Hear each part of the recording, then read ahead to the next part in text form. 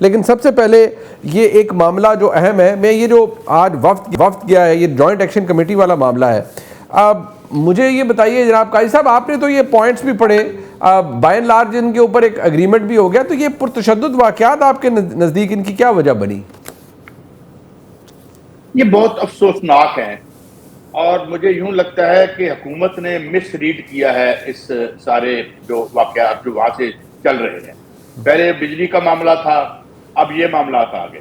سب سے افسوسناک بات جو ہے وہ یہاں پہ جو ہلاکتیں ہوئی ہیں، چونکہ پرامن احتجاج تو ہر کسی کا رائٹ ہے، مگر جب تشدد بیچ میں آ جائے تو نہ صرف یہ کہ جو مطالبات کرنے والے ہیں ان کو نقصان پہنچتا ہے، ملکوں کو بھی نقصان پہنچتا ہے. مگر سوال یہ ہے کہ بھئی یہ جو مس رول تھا، ایک جو خوفناک مس رول ہم یہاں کرتے رہے. میں آپ کو ایک چھوٹی سی مثال دیتا ہوں. میں کل ایک ریسرچ کر رہا تھا اور وہ ایک لینسٹ بہت بڑا میگزین ہے، اس کا میڈیکل جرنل ہے، بڑا معتبر. تو میں نے دیکھا کہ ایک پاکستان کے حوالے سے میں نے سرچ کی کہ اگر ہیلتھ آپ کو فری چاہیے ہر آدمی کے لیے تو کتنے پیسے لگتے ہیں. تو اس میں حیران رہ گیا میں کہ 1 ٹریلین روپیز، 1000 ارب روپے ہو اگر ہم مخصوص کر سکیں ہیلتھ کے لیے، تو ہم 25 کروڑ لوگوں کو مفت صحت کی سہولیات وطن عزیز میں دے سکتے ہیں. ٹھیک ہے جی. جبکہ ہم نے 1250 ارب روپے کا قرضہ لے کے وہ جو ہم نے جعلی اپنے اور جو فراڈیے آئی پی پیز والے ہیں ان کی جیب میں ڈالے. 2.6 ٹریلین جو ہے اوپر ہمارے اوپر بنا ہوا ہے، 1300 ارب روپے ہم دے رہے ہیں. سو بات یہ ہے کہ جو بھی واقعہ ہوتا ہے اس کی ہمیں اوور سمپلیفیکیشن نہیں کرنی چاہیے، ہمیں ایٹیالوجی میں جانا چاہیے. افسوسناک ہے جو ہو رہا ہے، جو ہلاکتیں ہو رہی ہیں، جو پولیس والے شہید ہوئے ہیں، یہ سب افسوسناک بات ہے. لیکن if you do not go into the why of it, why it's happening، کیوں ہو رہا ہے؟ تو جو دیکھیں وہاں پہ جو مطالبہ پہلے بجلی کے انتہائی ظالمانہ ریٹ تھے جس کے حوالے سے وہاں موومنٹ بنی. اس کے بعد ہیلتھ کی بات کرتے ہیں لوگ کہ ہیلتھ کا جو حال ہے آپ کو پتا ہے، آپ دیکھ لیں کتنا 1%، 1.5%، 2% کرتے ہیں. تو مال نکالا. اور ابھی آپ کہہ رہے ہیں فارن ایجنڈا یقیناً ہوگا. انڈیا کہاں جو ہے وہ بیودگی نہیں کر رہا ہمارے ملک میں. مگر مجھے یہ بتائیں کہ اگر میرا حکامہ ہوگا اور میں 15 لاکھ روپے کی تنخواہ لے رہا ہوں گا تو وہ فارن ایجنڈا نہیں ہے. جو میں $11 بلین کی پراپرٹی جا کے خریدوں گا دبئی میں پاکستانی شہری ہوتے ہوئے، تو وہ کس کا ایجنڈا ہے؟ یہاں سے مال نکال کے میں 1992 کا جو protection of economic reform act بنا کے اگر میں یہاں پہ بلیک منی کو استوار کرتا ہوں تو وہ فارن ایجنڈا نہیں ہے. وہ دیکھیں اس کو بھی پکڑیں. وہ کیا انہوں نے ابھی نندن کیا، اب بھی ایکسپلائٹ کر رہے ہیں، لگا ہوا ان کا میڈیا اس کو ایکسپلائٹ کرنے کے لیے. مگر ہمیں اپنے گھر کو بھی فکس کرنا ہے. میں نے 2 مثالیں دی آپ کو. ٹھیک ہے جی. جو ہے لوگوں کی جی قاضی صاحب، یہ جو ابھی آپ نے کہا کہ اقامہ رکھ کے اور یہ سب کچھ اگر کوئی کرتا ہے، آپ کا اشارہ پاکستان کی حکمران اشرافیہ کے حوالے سے ہے کہ یہ ان کے انٹرسٹ ایسے ہوتے ہیں کہ اگر یہ اقامہ لے کے؟ میں یہ کہتا ہوں کہ the huge waste of money, because یہ جتنی بھی انریسٹ آپ کو ابھی آپ آئے نا فلوٹیلا پہ دیکھیں تو پورا یورپ از اپ ان فلیمز، لوگ باہر نکلے ہوئے ہیں جی. اب بنیادی طور پر it is a pent up anger کہ جو آپ کی جو سوشل ایشوز ہیں، تعلیم کا ایشوز ہے، تعلیم فروشی جہاں ہو رہی ہے، بچہ کو پڑھانا جو ہے ایک خواب لگتا ہے، بیمار ہونا جو ہے ایک عیاشی بن چکی ہے اس ملک میں. تو یہ سارے ایشوز جو ہیں وہ کیسے کریٹ ہوئے کہ نکلو تو اس منی اگر اس بینگ ٹرانسلیٹڈ جو ٹھیک ہو سکتا تھا. ٹھیک ہے، بٹ غلطی گورنمنٹ کے پارٹ پہ. رانا صاحب آپ کے نزدیک بھی مس ریڈ کیا ہے گورنمنٹ نے؟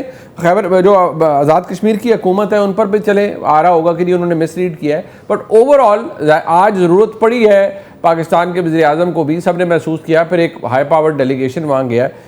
کچھ مس ریڈ کیا ہے یا آپ کو کچھ اور بھی نظر آ رہا ہے اس کے اندر؟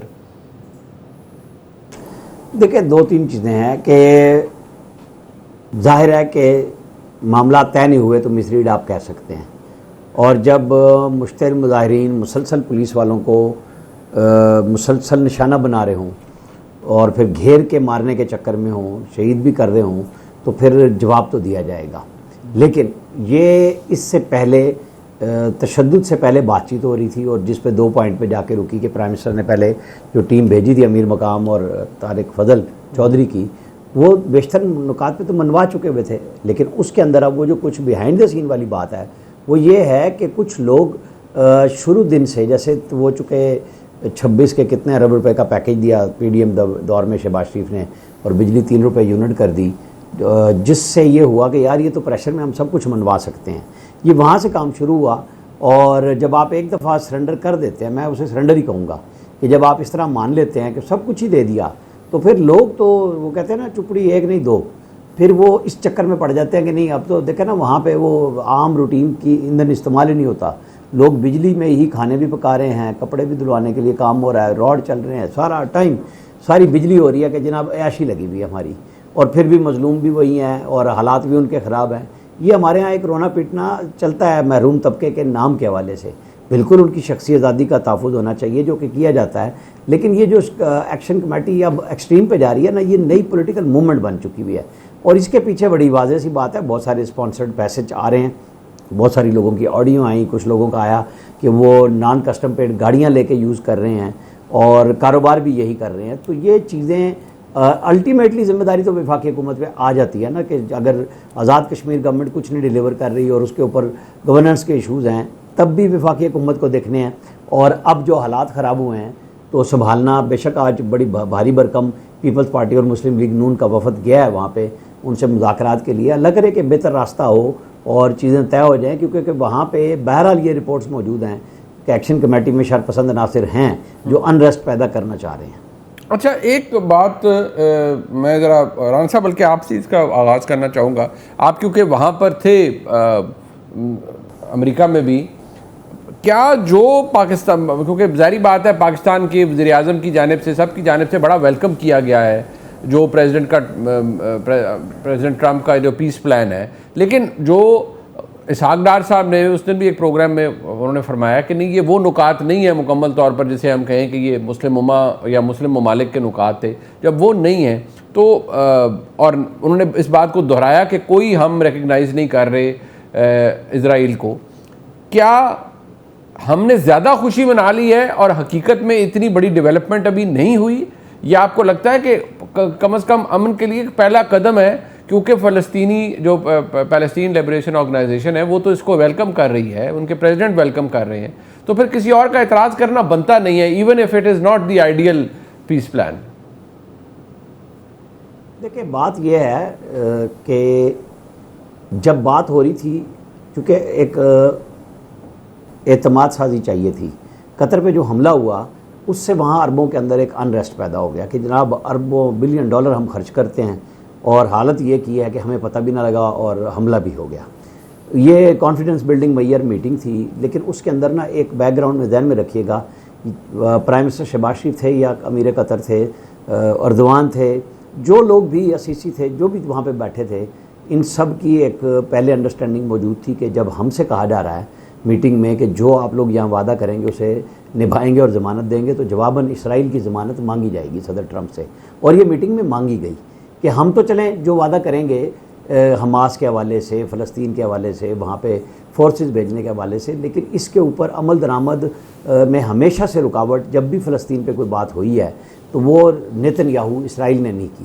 تو انہوں نے وہاں پہ کیا، لیکن پھر بھی یہی ہوا کہ جو ایگریڈ پوائنٹ تھے، جو اناؤنسڈ پوائنٹ تھے، ان میں ترمیم یک طرفہ طور پہ کر دی گئی اور اسحاق ڈار نے آ کے کہہ بھی دیا.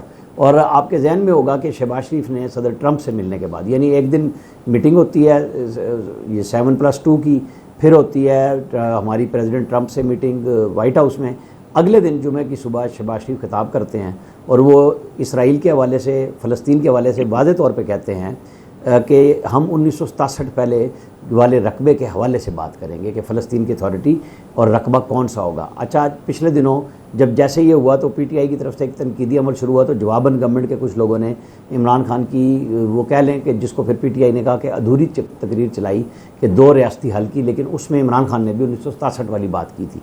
تو یہاں تک تو ساروں کا اتفاق ہے، چاہے وہ آپ آدھا چلائیں یا پورا کلپ، آ تو سب کچھ جاتا ہے سامنے.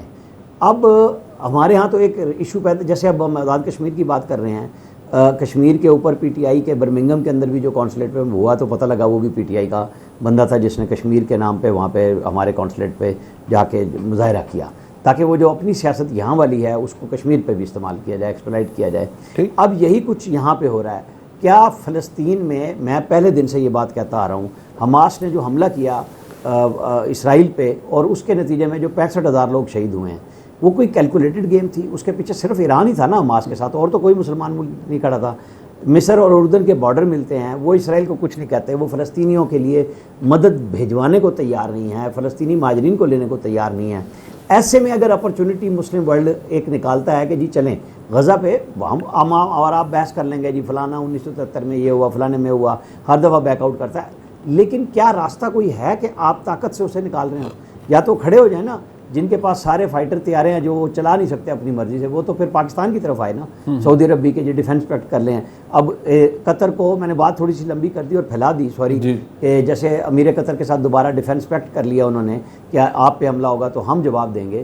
تو یہ سچویشن اسی لیے پیدا ہوئی کہ اب سب کو اپنے تحفظ کا بھی احساس ہے۔ پہلے یہ صرف فلسطین کو چھوڑ کے اپنے اپنے تحفظ میں تھے، پھر ویسے بھی پٹائی ہوگی سب کی۔ ٹھیک، تو اب کوئی راستہ تو نکلنا چاہیے نا، کہ جو آخر لوگ مظلوم شہید ہو رہے ہیں، کیا وہ اسی بات پہ چھوڑ دیا جائے کہ حماس نہیں مان رہا؟